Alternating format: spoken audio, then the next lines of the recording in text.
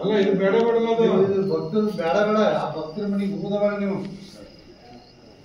ಸೀದಾ ಎಲ್ಲಿ ಹೋಯ್ತಿರ ಪಲ್ಲಕ್ಕಿ ಹೋಗಿ ಸಿದಕೊಂಬಂದ್ರಿ ಇಲ್ಲಂತ ಪಲ್ಲಕ್ಕಿ ಒಯ್ಯಲೇಬೇಡಿ ಸರಿ ಇಬ್ಬರದು ಒಂದ ಕಡೆ ಇರಿಸ್ಬಿಡಿ.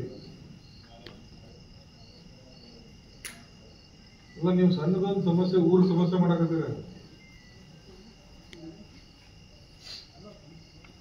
ನೀವು ಕೊಡಂಗಿಲ್ಲ ರೊಕ್ಕ ರೂಪಾಯಿ ಅನ್ಕೋತ ಕೂತ್ರ ಅಂದ್ರ ಪಲ್ಲಕ್ಕಿನ ಯಾರು ಒಯ್ಯಾಕ ಹೋಗ್ಬೇಡ್ರಿ ಅಂತ ಸಾಹೇಬ್ರ.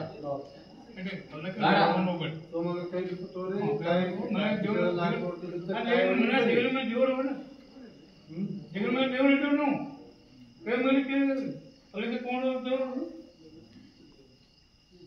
ಒಂದೊಂದು ಹೋದ್ರ ಬರೀ ಹಾಕಿ ತಿರಂಗಿಲ್ಲ.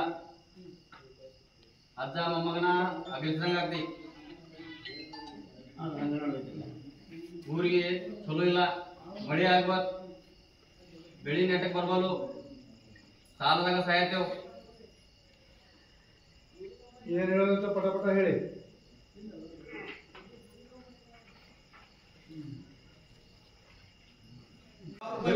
ಹೇಳೋದು ಅರ್ಥ ಆಯ್ತಾ? ಈಗ ಒಬ್ರು ಯಾರು ಹಿಂದ್ ತರ್ಕೋಬೇಕಾ? ಇಬ್ರು ಸಿದ್ಧ ಮಾಡಿದ್ರೆ ನಾವೇನ್ ಮಾಡೋರು? ನಾವು ಇವ್ರಿಗೆ ಪಾವತಿ ಹರಿಬೇಡ ಅಂತ ಹೇಳ್ತೀನಿ. ಈಗ ಅವಾಗ ಅವ್ರು ಎರಡು ಪಲ್ಲಕ್ಕಿ ಕೊಡ್ತಾವ್ ನಡೀತದ. ಇವ್ರಿಗೆ ಮತ್ತೆ ಬೇರೆ ಏನಾರು ಕೊಡ್ರಿ ನೀವು.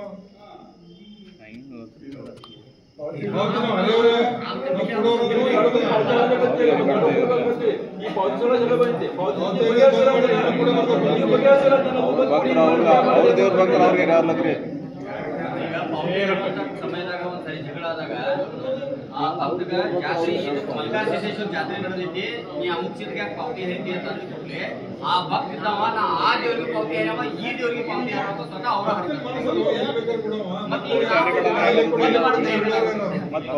ಪಾವತಿ ಹರಿಬೇಡ ಅಂದ್ರೆ ಹೆಂಗಾಯ್ತಿರಿ? ಸರ್ಕಾರದಿಂದ ಕಾಣಿಕೆ ಡಬ್ಬಿ ಇಡ್ತೀವಿ, ಅಲ್ಲಿ ಹಾಕೊಂತೀವಿ,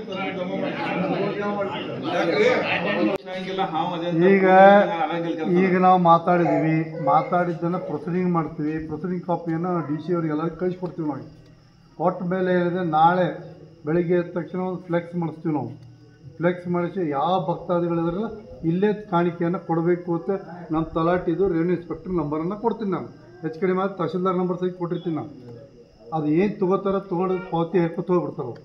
ನಿಮ್ಮ ಆ ದೇವಸ್ಥಾನರಿಗೂ ಬೇಡ, ಇವರು ಬೇಡ, ಎರಡು ಥರ ಏನು ತೊಗೊಂಡದ್ದನ್ನು ನಿಮ್ಮ ಮುಂದೆ ಏನೈತೆ ಆ ಹುಂಡಿ ಇರ್ತೈತಿ, ಹುಂಡಿ ಒಳಗೆ ಹಾಕಿರ್ತೀವಿ. ನಿಮ್ದೆಲ್ಲ ಜಾತ್ರೆ ಪೀತ್ರಿ ಮುಗಿದ ಬೇಗ ನಿಮ್ಮ ಮುಂದೆ ಅದನ್ನು ಎಣ್ಸಕ್ಕೆ ಹಚ್ತೀನಿ, ಆಮೇಲೆ ಸರ್ಕಾರಕ್ಕೆ ಜಮಾ ಮಾಡ್ತೀನಿ. ಇಷ್ಟೇ. ಅರ್ಥ ಮಾಡಿಬಿಟ್ಟು ಓಕೆ. ಬೇಡ ಅವ್ರಿಗೆ ಬೇಡ.